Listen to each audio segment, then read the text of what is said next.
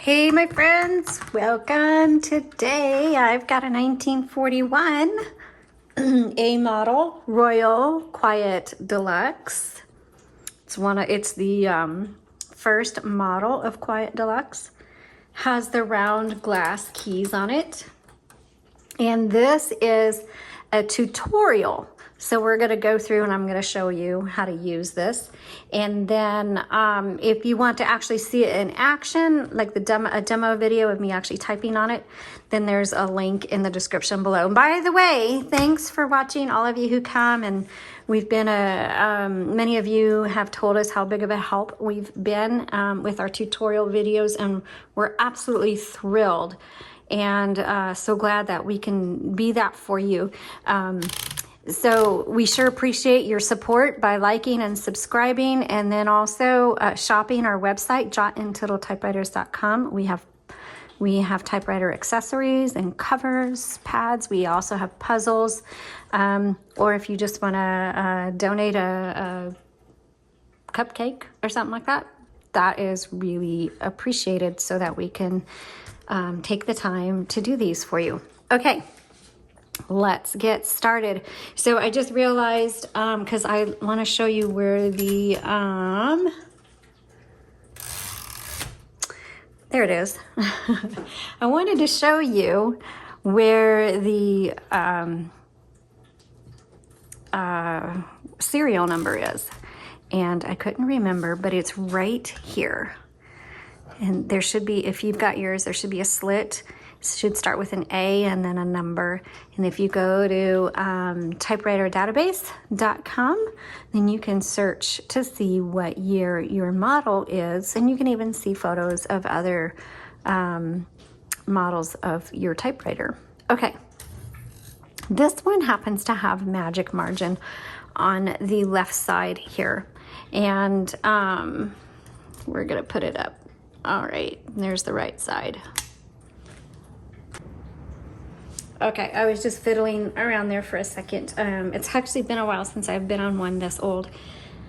Okay, so the magic margin, which it doesn't honestly make any sense to me, it's only on the left side. The right side, you still have to access the margin from underneath right here. So this is where you set it. And you could also manually set your margin underneath there too. But the magic margin, so right now I have it set on nothing. So you just come out here, wherever you want, just pull it forward and you'll hear this click, and now it's set. So, but if you want to, so when you go in that way, it's super easy, you just pull it forward. But when you want to go out, you have to, while you're holding it forward, you have to release the carriage. And so the carriage release lever is right here behind the handle. And I know I'm jumping way ahead, but and I'm out of order. Sorry about that. But I don't know, it just happened that way. So pull forward your carriage release, and then pull forward your magic margin, and then move your carriage out and then release at the same time. And there you go. That's how. So now the margin is way out there. So I'm going to bring it back over here. And now it's there. And then over here, let's say we want to come in. It's about there. Okay. And voila. There you go. Okay. Now your tabs on this are going to be back here. And you have this bar with these little kind of button type things on them. And you just press and drag. And that is how you set tabs on your typewriter, or columns.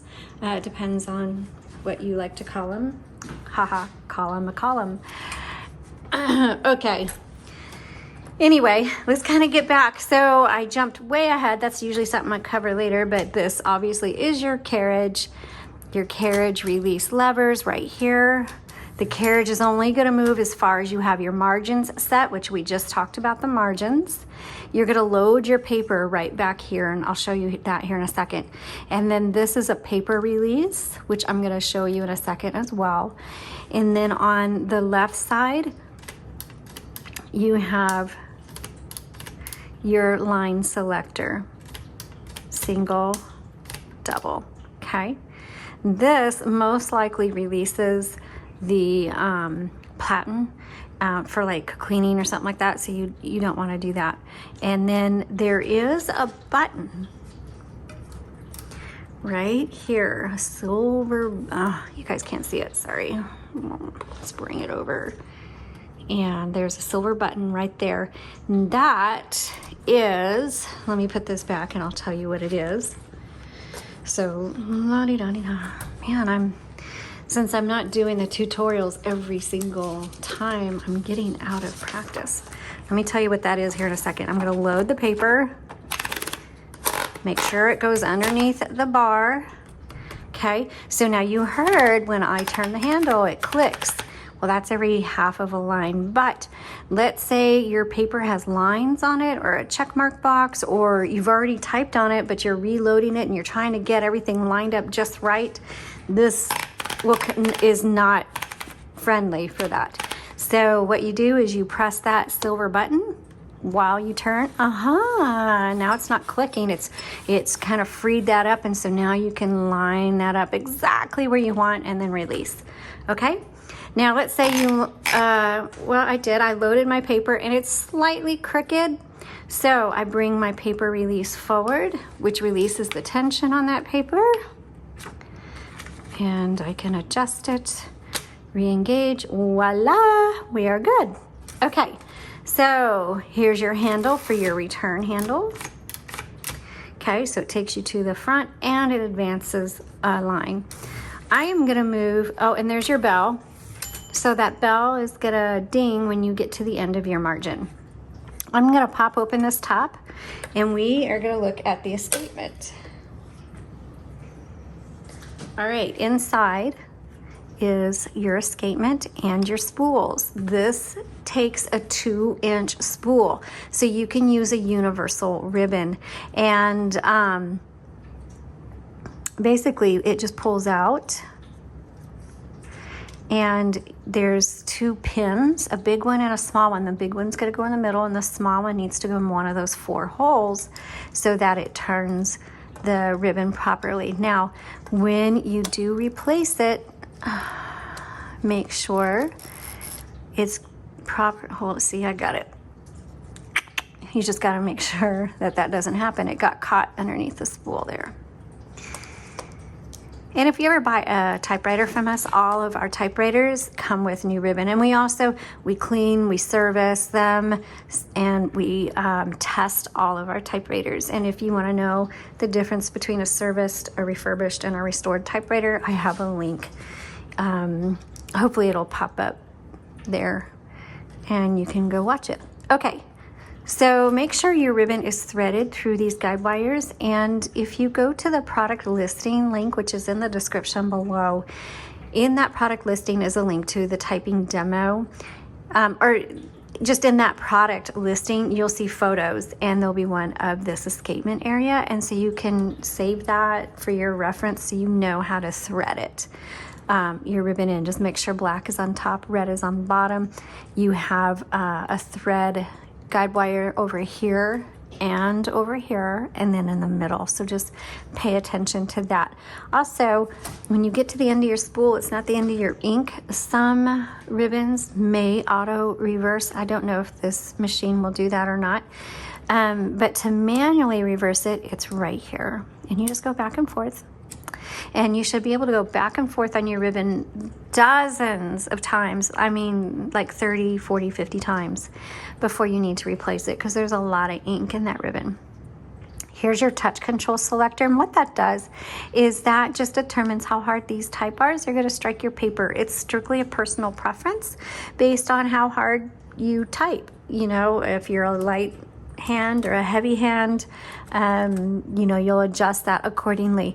Now, also, each typewriter has its own personality, so you'll want to get to know your typewriter to see if you need to maybe lift up and not type as hard as you have been, or maybe you need to press a little bit harder. So each one has its own personality. Right here is your color selector: red, black, And then white is all the way to the right. The white is a stencil setting. You will not use that. And if it's on this setting, your typewriter is not going to work properly. So make sure it is not on the stencil setting. Okay, I'm going to close that. I'm going to lift it up just so you can see again what we are doing. So even to get to the stencil setting, you have to press down and over. And that's because it's just not something you're going to use. And it's, like I said, if you have it on there, you're going to be very frustrated because your typewriter is not going to work. So there's your black and then there's your red. Okay, so margin release, we're going to talk about margin release. So let's say you're typing. Okay, so now it's going to stop. I was too far in to not hear the bell. But the bell will go off and then you have a few characters and then it's just going to stop on you. And then you hit margin release. And you can finish up your thought and then hit your return. But really when you hear the bell, you should hear the return handle so you can stay within your margins. But sometimes you're just right in the middle of that thought or that word and you want to finish it. Okay, so also you have your backspace. But remember, backspace doesn't erase. It's not like a typewriter, a computer. All it does is backspace and you can type over your mistake. Or if you have an eraser or whatever you want. And then you have shift and then shift lock. And on these, sometimes you might have to kind of push back a little bit on that shift lock because there's a pin that sticks out that button needs to kind of go underneath that pin. And then to release it, you just press down and it releases up. Okay, so that is a 1941 Royal Quiet Deluxe for you. Thanks for watching. I hope you found it helpful and happy typing.